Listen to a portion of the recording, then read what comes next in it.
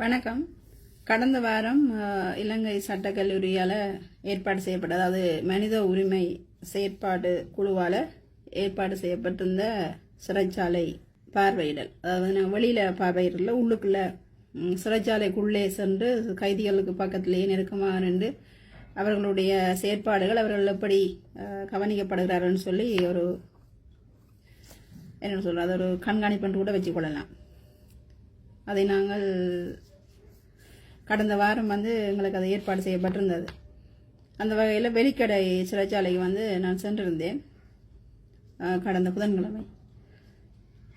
திரும்பி வரும்போது உண்மையாக மிக்க வேதனையுடன் நான் அங்கிருந்து திரும்பி வந்தேன். ஏனென்றால் அங்கே இருக்கக்கூடிய அந்த கைதிகளை பார்க்கும்போது ஏற்பட்ட அந்த மனத்தாக்கம்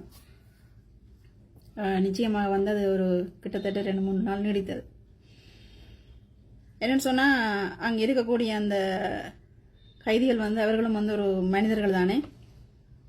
உள்ளுக்குள்ளே அவர்களுடைய வாழ்க்கை முறை, அவர்களுடைய அந்த வேலை செய்கிற நேரங்கள், அவர்களுக்கு வழங்கப்படக்கூடிய அந்த ஊதியங்கள்னு சொல்லி நிறைய விடயங்கள். அதில் முக்கியமாக என்ன மிகவும் பாதிச்சு என்னன்னு சொன்னால், நான் நிறைய தமிழ் மக்களை அங்கே நான் கண்டேன். என்னன்னு சொன்னால், அங்கே இருக்கக்கூடிய தமிழ் மக்கள் குற்றம் செய்தவர்கள் என்றதுக்கு அப்பால் நிறைய அரசியல் கைதிகள் அங்கே சிறை வைக்கப்பட்டிருக்கின்றார்கள்.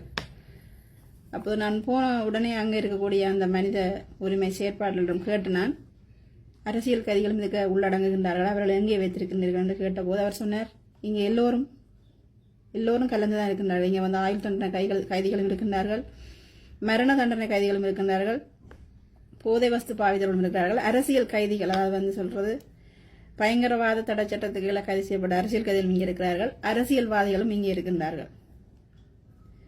அப்போது நான் நிறைய என்னுடைய கண்கள் தேடியது நிறைய தமிழ் மக்களுடைய அந்த முகத்தை தான். அவர்கள் பார்க்கவே தெரிந்தது. என்னன்னு சொல்றது, அந்த காலை வேளையில்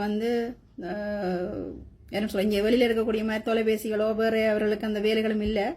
அவர்கள் அதிகாலையில் எழும்பி அந்த சுத்தமாக எல்லாரையும் பார்த்தா ஒரு அந்த உள்ளுக்கு இருக்கக்கூடிய அந்த சிறை மிகவும் சுத்தமாக இருந்தது. எல்லாம் என்ன சொல்றது, பூங்கன்றுகள் இருந்து எல்லாமே நேர்த்தியாக அங்கே இருந்தது.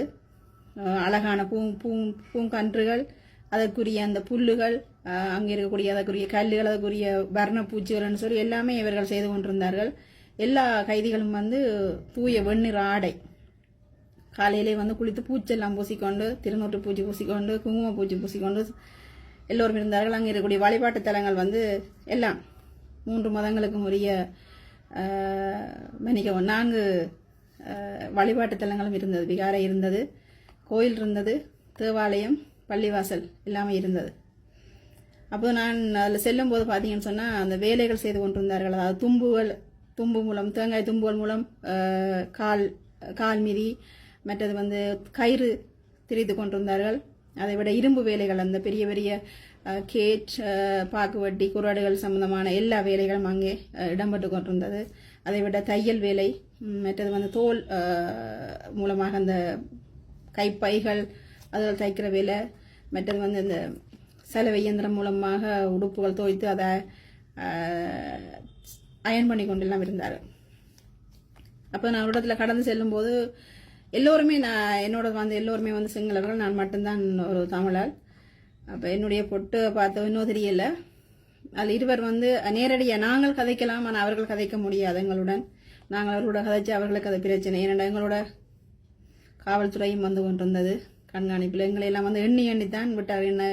எங்கள் ஒரு ஆள் இல்லாமல் போய் இன்னும் ஒரு கைதி வெளியேறிவிடக்கூடாதுன்னு சொல்லி அந்த மிகவும் ஒரு கட்டுப்பாடாக மிகவும் பாதுகாப்போடு நடந்து கொண்டார்கள். அப்போது நான் அவதானித்தேன், தமிழில் நிறைய தங்களுக்குள்ளே பேசிக்கொண்டார்கள். எங்களுக்கு இங்கே நிறைய சட்ட உதவி தேவைப்படுகின்றது, எங்களுக்கு எங்களை பார்ப்பதில்லை, சட்ட அதிகாரிகள் பார்க்கறது கிடையாது, எங்களுக்கு வேலைகளை அதிகமாக வழங்குகின்றார்கள்னு சொல்லி நிறைய விடயங்களை எங்களோட பேசிக்கொள்கிற மாதிரி தங்களுக்குள்ளே பேசிக்கொண்டார்கள்.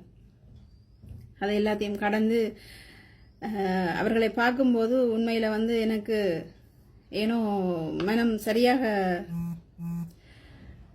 வேதனைப்பட்டது. எல்லோரும் அந்த தங்களுடைய குடும்பத்தை அவர்கள் இழந்து ஏதோ குற்றம் செய்தவர்கள் பரவாயில்ல, குற்றம் செய்யாத அந்த அரசியல் கைதிகளை தான் நான் இங்கே முக்கியமாக வந்து முன்னிலைப்படுத்துகிறேன். எத்தனையோ அப்பாக்கள், எத்தனையோ சகோதரர்கள் இன்றைக்கு தங்களுடைய குடும்பங்களை பிரிந்து தங்களுக்கான அந்த நீதி வந்து மறுக்கப்பட்டு இதுவரை காலமும் குற்றம் செய்யாமல் அங்கே தடுத்து வைக்கப்பட்டிருக்கக்கூடிய இந்த அரசியல் கைதிகளுடைய முகங்கள் வந்து எனக்கு இன்னும் வந்து என்னை விட்டு அகலையில். நிச்சயமாக அங்கே இருக்கக்கூடிய மனித உரிமை செயற்பாளர்கள் சொல்லியிருந்தார்கள், மாதம் ஒரு தடவை நிச்சயமாக அங்கே சட்டத்தண்டனைகள் வந்து அவர்களுக்குரிய அந்த சட்ட உதவிகளை வந்து மனிதாபிமான அடிப்படையில் வழங்க வேணும், ஆனால் யாரும் வருவது கிடையாதுன்னு சொல்லி. அந்த வகையில் அந்த வெளிக்கட்டு சிறைச்சாலை வந்து எனக்கு எப்போவுமே வந்து ஒரு அந்த வெளிக்கட்டு சிறைச்சாலை மேலே வந்து ஒரு தனி ஈர்ப்பு உண்டு. ஏன்னு சொன்னால் என்னுடைய தந்தை அங்கே பணியாற்றியிருக்கார். அதை விட என்னுடைய தம்பிகள் வந்து இந்த பயங்கரவாத தடைச்சட்டத்துக்குள்ள கைது செய்யப்பட்டு அங்கேருந்து மீண்டவர்கள். எப்போவுமே அந்த இடத்த நான் கடந்து செல்லும் போது எனக்கு அதுக்குள்ள ஒரு வலி ஒன்று ஏற்பட்டு வரும். ஆனால் இந்த கடந்த வார அந்த என்னன்னு சொல்கிறது, அந்த கைதிகளிடம் நாங்கள் சென்று பார்வையிட்டது மிகப்பெரிய ஒரு தாக்கம். அங்கே இருக்கக்கூடிய அந்த திருநூற்று பூச்சுடன் நான் கண்ட அத்தனை கைதிகளும் நிச்சயமாக அரசியல் கைதிகளாக தான் இருக்க வேண்டும் கட்டாயமாக என்பது எனக்கு கிட்டத்தட்ட 195% உறுதியாக தெரிந்தது. அதைவிட வேறு அரசியல்வாதிகளையும் நான் அங்கே கண்டுட்டேன். அவர்கள் தெரிந்தான் அவர்கள் எப்படியான ஒரு ஒரு ஆடம்பரமாகவோ இல்லை தங்களுடைய சலுகையோடு வாழக்கூடிய ஆக்கள். ஆனால் இந்த இவர்கள் வேலைகள் செய்து கொண்டிருக்கும்போது நிச்சயமாக அங்கே அவர்களுடைய அந்த வாழ்க்கை முறை எண்ணி பார்க்கும்போது ஒரு என்ன சொல்கிறது, கையில் அவர்களுக்கு எந்த விதமான ஒரு தொலைபேசி எதுவுமே இல்லை. காலையில் எழ வேண்டியது அப்படியே இருக்கும்போது நேரம் போகிற கூட தெரியாது, என்ன நேரம் என்று கூட தெரியாது. அப்படியே வாழக்கூடிய அந்த அவர்கள் ஒரே மாதிரி உடுப்பு அணிந்து நாங்கள் வரிசையாக செல்லும்போது உங்கே இருந்தெல்லாம் ஓடி வருகின்றார்கள். யாரோ ஆக்கள் உள்ள வரையினும் பார்க்கறதுக்காக அந்த மனித வாசம் இல்லாமல் இருக்கிறவர்கள் புதிதாக வருகிறார்கள். ஓடி வந்து யாருன்னே தெரியாது எல்லாரையும் பார்த்து புன்னகைக்கின்றார்கள், இதெல்லாம் கதைக்கின்றார்கள். அப்போ இப்படி ஒரு இடமும் இந்த சிறைக்குள்ள அது இப்படியான ஒரு இடம் இருக்குன்னு சொல்லி வாழ்க்கையில் முதல் தடவை நான் தெரிஞ்சு போனேன். உள்ளுக்கு எப்படி இருக்குமென்றது இந்த முறை தான் நான் முதலாக பார்த்துருக்கின்றேன். ஆனால் நிச்சயமாக வந்து அவ்வளவு சுத்தம், வெளியால் இருக்கக்கூடிய நரகம் அங்கே இல்லை. அவ்வளவு ஒரு குப்பை கூட கிடையாது. அவ்வளவு அழகாக அவ்வளவு நேர்த்தியாக அங்கே வைத்திருக்கின்றார்கள் கைதிகள்.